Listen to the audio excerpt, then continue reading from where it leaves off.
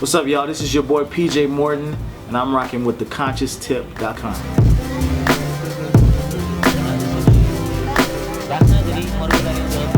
Man, it's a lot of good music out here right now, to be honest. I feel like it's the best time of releases right now that it has been in a long time. So I'm just, you know, as I start to work on new music, I'm just listening to everything and trying to get inspired. My new album, Live Show Killer, dropped today. It's almost like church in the club or something. I love the way it sounds, I love the way it feels. I think we really captured what I wanted to capture, which is my live experience. PJ Morton and Crusade live experience. Live Show Killer, that nickname came from my background singer JoJo would sing it in the background, and my fans really took to it. They just loved that. I just kind of turned into this killer. Like, we out there to kill everything moving. Once we get on stage, it's like we're not playing games, man.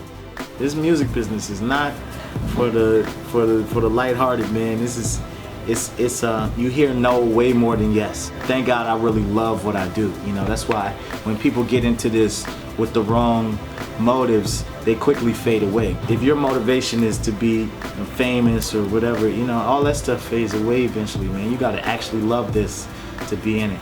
I fell in love with music really early. Probably 8 years old is when I knew, like, I'm gonna do this for real. My mom, around that age, exposed me to the Beatles and like songwriting, how Paul McCartney and John Lennon were songwriters. Of course, Stevie Wonder was a big influence. So there's this lady, Vicky Mack, who used to own this record label called Gospel Centric.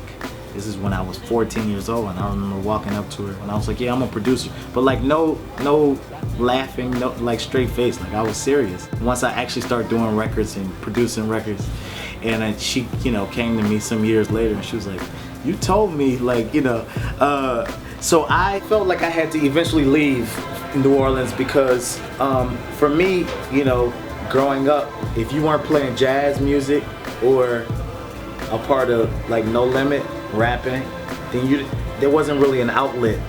There was no music industry here really. What New Orleans definitely gives you is the performance and the integrity of music. Like, you really leave here knowing what music is. But like, if you're not doing jazz and you want to get to the industry and get to the music business, it's you kind of got to leave, you know, and then you can come back.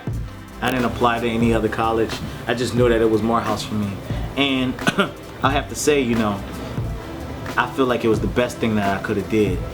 You're just with a bunch of like-minded people who are goal-oriented and have this drive, and they're smart, and they want to, you know, conquer the world. And it's good to be around that supportive environment, because the world is not like that. Once you get outside of that, it's like, then you're in the real world, and then it's like, man, you gotta fight, you gotta go up the hill. But preparing in college like that, and at an HBCU specifically, you with your people, man, and you with people who are smart and wanna grow, and it's a really inspiring environment. And I wouldn't have done it any different.